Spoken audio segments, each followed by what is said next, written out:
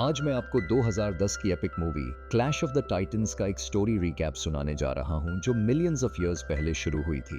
ये टेल है टाइटंस के फॉल, गॉड्स के राइज और एक हीरो की जर्नी की जिसका नाम पर्सियस था। तो चलिए जानते हैं कैसे एक साधारण फिशरमैन ने किस्मत को चुनौती दी और गॉड्स के बीच अपना प्लेस बनाया। ये स्टोरी शुरू होती है मिलियंस ऑफ इयर्स अगो, जब इंसान और गॉड नहीं थे, तब वर्ल्ड पर राज करते थे टाइटंस, जो बहुत ही पावरफुल और डिवाइन बीइंग्स थे, लेकिन उनका रेन उन्हीं के बेटों ने खत्म कर दिया, ज़्यूस, पोसाइडन और हेडीज। इन तीनों ब्रदर्स में सबसे बड़ा ज़्यूस बहुत कनिंग था। उसने अपने भाई हेडीज को मना लिया कि वो अपनी शक्तियों से एक ऐसा मॉन्स्टर बनाए जो उनके पेरेंट्स को हरा सके। हेडीज के शरीर से क्रैकन नाम का एक भयानक मॉन्स्टर पैदा हुआ। इसी क्रैकन ने टाइटंस का अंत किया और तीनों ब्रदर्स को बेहिसाब पावर दी। जब टाइटंस की शक्तियां बांटी गईं तो ज़्यूस को गॉड ऑफ द स्काई बनाया गया, पोसाइडन को गॉड ऑफ द सी, लेकिन ज़्यूस ने हेडीज को धोखे से अंडरवर्ल्ड का दुख और दर्द सहने वाला बना दिया। इसके बाद ज़्यूस ने इंसानों को बनाया जिनकी प्रार्थनाएं उसे और बाकी गॉड्स को इमॉर्टल रखती थीं। वहीं हेडीज इंसानों के डर से पावर पाता था। मगर जैसे जैसे टाइम बीता, वर्ल्ड में वॉर और दुख बढ़ने लगा, जिसे ज़्यूस ने एकदम सही सोचा था। लोग क्वेश्चन करने लगे कि उनका फादर उन्हें ऐसे हेल में क्यों धकेल रहा है, और गॉड्स पर से उनका फेथ उठने लगा। इससे गॉड्स और इंसानों के बीच एक बड़ी बैटल का खतरा मंडराने लगा। अगले सीन में एक गरीब मछुआरा खतरनाक समुद्री स्टॉर्म में नाव चला रहा है। दूर समुद्र के बीच में उसे एक ताबूत जैसा बॉक्स तैरता हुआ दिखता है। वो किसी तरह उसे अपनी नाव में खींच लेता है और अंदर का नजारा देखकर शॉक्ड हो जाता है। ताबूत के अंदर एक माँ की डेड बॉडी है जिसने एक नवजात बच्चे को अपनी गोद में पकड़ा हुआ है, जो खुशनसीब से अभी भी अलाइव है। मछुआरा उस बच्चे को अपनी बाहों में लेता है और कसम खाता है कि वो उसकी प्रोटेक्शन करेगा और उसे पालेगा। पास ही एक रहस्यमयी वुमन उन्हें ध्यान से देख रही है। जब वो बच्चा टीनेजर होता है तो मछुआरे की वाइफ प्रेग्नेंट हो जाती है। लड़के को डर लगता है कि उसके फादर अपने ब्लड रिलेटेड चाइल्ड को पाकर उसे भूल जाएंगे, लेकिन उसे यकीन दिलाया जाता है कि उनका रिलेशनशिप खून के रिश्ते से भी ज्यादा मजबूत है। समय बीतता गया और एक दिन वो बच्चा पर्सियस नाम का एक बहादुर मछुआरा बन जाता है। उसकी एक छोटी सिस्टर है जिसे वो वर्ल्ड में सबसे ज्यादा लव करता है और 4 लोगों का एक प्यारा फैमिली है। इस टाइम तक देवताओं के खिलाफ इंसानों का रिबेलियन बहुत बढ़ चुका है। कई कंट्रीज ने पवित्र मूर्तियों को जला दिया है, ओलंपस पर अटैक्स किए हैं और प्रार्थना करना पूरी तरह बंद कर दिया है, जिससे इमॉर्टल गॉड्स की लाइफ पर बड़ा खतरा मंडरा रहा है। एक दोपहर पर्सियस अपने फैमिली के साथ मछली पकड़ने के लिए लंबी जर्नी पर अपनी नाव में है, लेकिन घंटों ट्राइंग के बाद भी उनके जाल खाली आते हैं। उसके फादर गॉड्स को भूख और भुखमरी से सजा देने का आरोप लगाते हैं, जबकि उसकी माँ कहती है कि कम से कम उन्हें लाइफ्स ब्लेसिंग तो मिला है। पर्सियस इस कॉन्वर्सेशन में न्यूट्रल रहता है क्योंकि उसे सिर्फ अपने भूखे फैमिली की चिंता है। अचानक वे ज़्यूस की एक विशाल स्टैच्यू पर कुछ आदमियों को अटैक करते हुए देखते हैं। ये आर्गोस नाम के कंट्री के सोल्जर्स हैं जिनके किंग ने स्टैच्यू को गिराने का ऑर्डर दिया है। जब कंक्रीट की वो विशाल आर्टवर्क गिरती है तो एक पल के लिए सन्नाटा छा जाता है, इससे पहले कि पानी में कुछ हरकत शुरू हो जाती है। अचानक चमगादड़ जैसे दिखने वाले इंसान हवा में उड़ते हैं और एक के बाद एक सोल्जर्स को मार देते हैं। पर्सियस और उसका फैमिली डर के मारे उन्हें देखते रहते हैं, हिलने डुलने या पक्षियों का ध्यान खींचने से भी डरते हैं। जब किलिंग्स रुकती हैं तो पक्षी एक में मिल जाते हैं और Hades, God of the underworld में बदल जाते हैं। अपने भाई का अनादर करने वालों को सजा देने के लिए हेडीज की नजर पर्सियस की नाव पर पड़ती है। वो उसे हल्के से धकेलता है जिससे पूरा फैमिली समुद्र में गिर जाता है। पर्सियस अपने प्रियजनों को निकालने की पूरी कोशिश करता है, लेकिन आखिर में वो अकेला ही बचता है। अगले सीन में आर्गोस से एक रेस्क्यू टीम आता है और पर्सियस को पैलेस ले आता है। हालांकि वो फाइट में अकेला बचा था, किंग इसे एक विक्ट्री मानता है और अपने आदमियों को सेलिब्रेट करने का ऑर्डर देता है। क्वीन भी अपने हस्बैंड के साथ मिलकर खुद को गॉड कहती है और ज़्यूस को अपने कड़े फैसलों से इंसल्ट करती है। इससे पहले कि उसे कुछ पता चले, डरावना हेडीज उनके सामने अपीयर्स होता है और उसकी ब्यूटी और जवानी को चूस लेता है। पर्सियस अपने फैमिली की मौत से एंग्री होकर बेवकूफी से उस पर अटैक करने की कोशिश करता है, लेकिन एक वुमन उसे रोकती है। क्योंकि इंसानी डर से हेडीज की ताकत बढ़ती है, वो पैलेस में हर किसी को सीधे मारना नहीं चाहता। इसके बजाय वो उन्हें एक ऑप्शन देता है, या तो वे अपनी खूबसूरत प्रिंसेस को उसकी भेंट चढ़ा दें या फिर आर्गोस पर भयानक क्रैकन को आजाद कर दिया जाएगा। यह अनाउंस करने के बाद कि किंग के पास अगले 10 डेज हैं फैसला करने के लिए, हेडीज पर्सियस की तरफ मुड़ता है। वह एक पल के लिए रुकता है और उसे ज़्यूस का सन कहकर गायब हो जाता है। पर्सियस को उसके शब्दों का मीनिंग समझ नहीं आता, लेकिन बाकी सभी समझ जाते हैं कि वो एक डेमी गॉड है, एक गॉड और एक इंसान की संतान।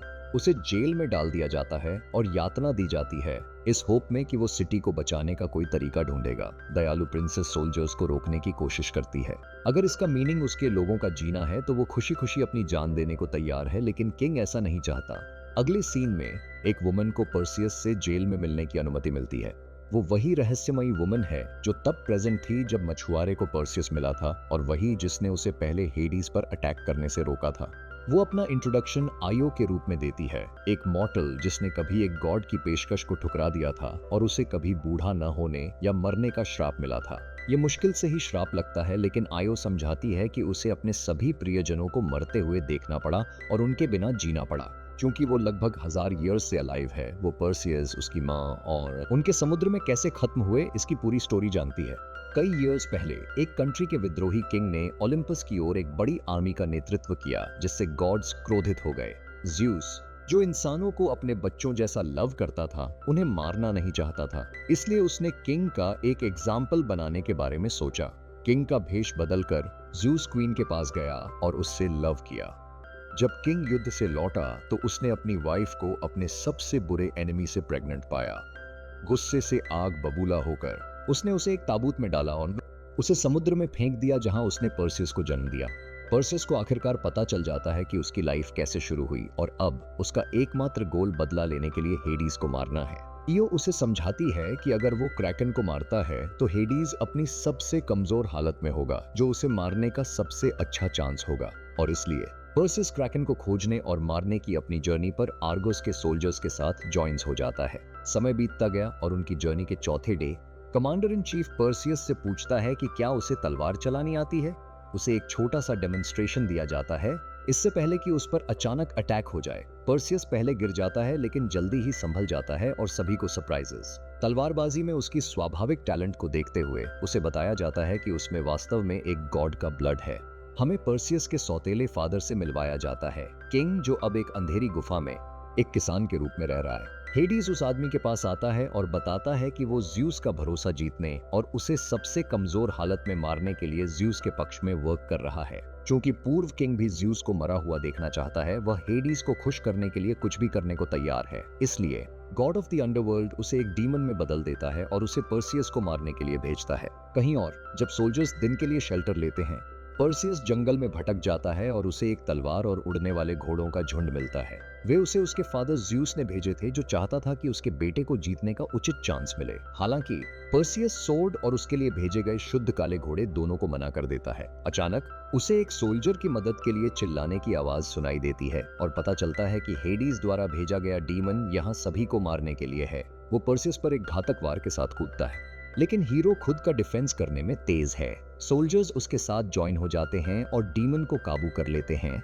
उसका बायां हैंड काट देते हैं और उसे भागने के लिए मजबूर करते हैं। वे जल्दी से उसके पीछे चले जाते हैं, लेकिन उसे खोजने के लिए 2 समूहों में बंटना पड़ता है। डीमन डिसअपियर्स, लेकिन इसके बजाय सोल्जर्स पर रेत के नीचे रहने वाले एक विशाल बिच्छू द्वारा अटैक किया जाता है। एक भयंकर बैटल शुरू हो जाती है, जिसमें एक के बाद एक कई सोल्जर्स की जान चली जाती है। एक पॉइंट पर पर्सियस लगभग डंक मार दिया जाता है, लेकिन आयो द्वारा सही टाइम पर बचाया जाता है। जैसे ही बिच्छू मर जाता है और वे सोचते हैं कि वे जीत गए हैं, वे कई और भी बड़े बिच्छुओं से घिर जाते हैं। सोल्जर्स फिर से लड़ने के लिए तैयार हो जाते हैं और जब विशाल क्रीचर्स अपनी जगह पर रुक जाते हैं तो वे सरप्राइज्ड हो जाते हैं। उनमें से एक पास खड़े एक व्यक्ति की ओर इशारा करता है, जो जिन होता है। वे क्रीचर्स हैं जो कभी इंसान थे, लेकिन अब इंसानी फॉर्म में रखे गए कोयले हैं और काले जादू से बंधे हुए हैं। कमांडर उन पर ट्रस्ट नहीं करता, लेकिन वह रात के लिए मदद लेने को तैयार हो जाता है। अचानक पर्सियस घायल बांह के कारण कराहते हुए जमीन पर गिर जाता है, जो हेडीज के जहर से संक्रमित हो गई है। रात में अपने तंबू में जिन्स का लीडर काले जादू का उपयोग करके बांह को ठीक करता है। सोल्जर्स उसे गलत समझते हैं, जिससे एक छोटी सी हाथापाई होती है, लेकिन जिन समझाता है कि उसकी जाति देवताओं को विफल होते देखने के लिए युगों से वेटिंग कर रही है और पर्सियस ही उनका एकमात्र चांस है। सुबह वे रेगिस्तान के माध्यम से बिच्छुओं पर सवार होकर शाम तक गार्डन ऑफ स्टाइजिया पहुंचते हैं। पर्सियस को पता चलता है कि यह वह प्लेस है जहां क्रैकन ने टाइटन्स को हराया था। वे क्रैकन को मारने का सीक्रेट जानने वाले स्टाइजियन विचेस से मिलने के लिए सुनसान जगह में गहराई तक जाते हैं। ईओ पेर्सेउस को सावधान रहने और चुड़ैलों से केवल वही पूछने की वॉर्न्स करती है जो उसे जानने की जरूरत है। वे एक गुफा में जाते हैं जहां वे 3 भयानक चुड़ैलों को देखते हैं। उनमें से एक के पास एक आई है जो उन सभी को देखने में मदद करती है। ताजे इंसानी खून की गंध उन्हें सोल्जर्स पर अटैक करने के लिए मजबूर करती है, लेकिन पर्सियस उनकी आई पर कब्जा कर लेता है और अपने साथियों को आजाद करने के लिए इसका एडवांटेज उठाता है। चुड़ैलें तब आखिरकार बताती हैं कि क्रैकन को मारने का एकमात्र तरीका डीमनेस मेड्यूसा के माध्यम से है। बहुत पहले God of the sea Poseidon को एक खूबसूरत मेड्यूसा पसंद थी और उसने उसका फायदा उठाया। उसने मदद के लिए गॉडेस अथीना से प्रार्थना की, लेकिन इसके बजाय गॉडेस उससे घृणा करती थी। इसलिए मेड्यूसा को किसी भी जीवित प्राणी द्वारा कभी न देखे जाने का श्राप मिला था। जो कोई भी उसके चेहरे को देखेगा वह पत्थर में बदल जाएगा, जिसमें क्रैकन भी शामिल है।